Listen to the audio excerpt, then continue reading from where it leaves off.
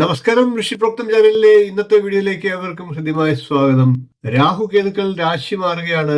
2025 May മാസം 18 വൈകിട്ട് 7:35 രാഹു മീനം രാശിയിൽ നിന്ന് കുംഭം രാശിയിലേക്കും കേതു കന്നി രാശിയിൽ നിന്ന് ചിങ്ങം രാശിയിലേക്കും രാശി മാറുകയാണ്. രാഹു കേതുക്കളുടെ രാശി മാറ്റത്തിന്റെ അടിസ്ഥാനത്തിൽ ഓരോ രാശിക്കൂറുകാർക്കും പ്രത്യേകം ഉണ്ടാകുന്ന ഫലങ്ങളെയും മാർച്ച് മാസത്തിലെ ശനിയുടെ രാശിമാറ്റവും മെയ് 15 വ്യാഴത്തിന്റെ രാശിമാറ്റവും കൂടി ചിന്തിച്ചുകൊണ്ട് ഓരോ രാശിക്കൂറുകാർക്കും പ്രത്യേകം എന്തെല്ലാം കാര്യങ്ങള് എങ്ങനെയായിരിക്കും വരാൻ പോകുന്ന ഒരു വർഷക്കാലം എന്ന് പറയുകയാണ് ഇന്നത്തെ വീഡിയോയിലൂടെ. നമുക്ക് വീഡിയോയിലേക്ക് കടക്കാം. ഓരോ രാശിക്കൂറുകാരുടെയും പ്രത്യേകം ഫലങ്ങളാണ് പറയുന്നത്. ശനിയെയും വ്യാഴത്തെയും പോലെ കൂടുതൽ കാലം ഒരു രാശിയിൽ നിൽക്കുന്ന ഗ്രഹങ്ങളാണ് രാഹുകേതുക്കൾ. എന്നാൽ ഫലദാന വിഷയത്തിൽ അത്രയൊന്നും പ്രാധാന്യം രാഹുകേതുക്കൾക്ക് പല ആചാര്യന്മാരും കൽപ്പിച്ചിട്ടുമില്ല. എന്നിരുന്നാലും പലപ്പോഴും രാഹുകേതുക്കളുടെ ഫലവും ഗോചരഭാവത്തിൽ പ്രത്യക്ഷമായി അനുഭവത്തിൽ വരുന്നത് കൊണ്ട് തന്നെ നമുക്ക് ഈ വിഷയങ്ങളെ ഒന്ന് വിശകലനം ചെയ്യുക. പൊതുവെ വ്യാഴം നന്നായാൽ എല്ലാം നന്നായി എന്നാണ്. ഓരോ രാശിക്കൂറുകാർക്കും രാഹുകേതുക്കളുടെ ഫലങ്ങളെ കൂടാതെ വ്യാഴത്തിന്റെയും ശനിയുടെയും ഗ്രഹസ്ഥിതിയും കൂടി ചിന്തിച്ച് നമുക്ക് ഒരു നിഗമനത്തിലെത്താം.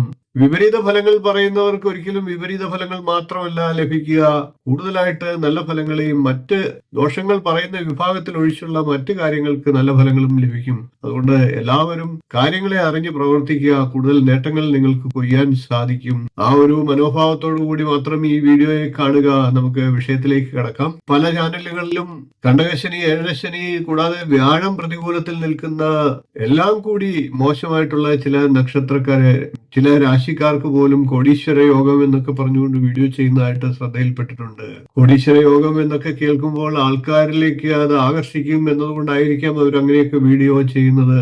പക്ഷേ അതൊക്കെ തെറ്റാണ്. സത്യസന്ധമായി കാര്യങ്ങൾ അവതരിപ്പിക്കുകയാണ് ഞാൻ ചെയ്യുന്നത്. ദോഷങ്ങൾ ഉണ്ടെങ്കിൽ അത് പറയാതെ വയ്യ.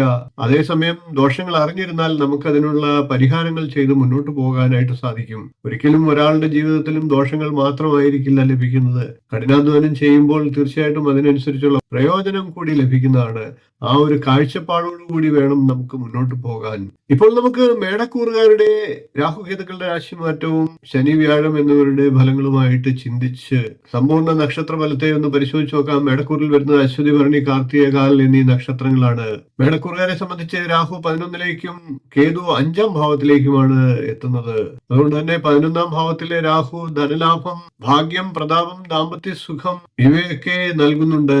5ാം ഭാവത്തിലെ കേതു വിരഹം, ദുഃഖം, സന്താന ക്ലേശം ഇവയ്ക്കൊക്കെ കാരണമാകുമെങ്കിലും രാഹുവിന്റെ അനുകൂല സ്ഥിതി മൂലം ദോഷങ്ങളെല്ലാം ഇല്ലാതാകുന്നതാണ്. പൊതുവെ മേടക്കൂറുകാരെ സംബന്ധിച്ച് രാഹു അനുകൂലമാണ്, എന്നാൽ കേതു പ്രതികൂലമാണ്.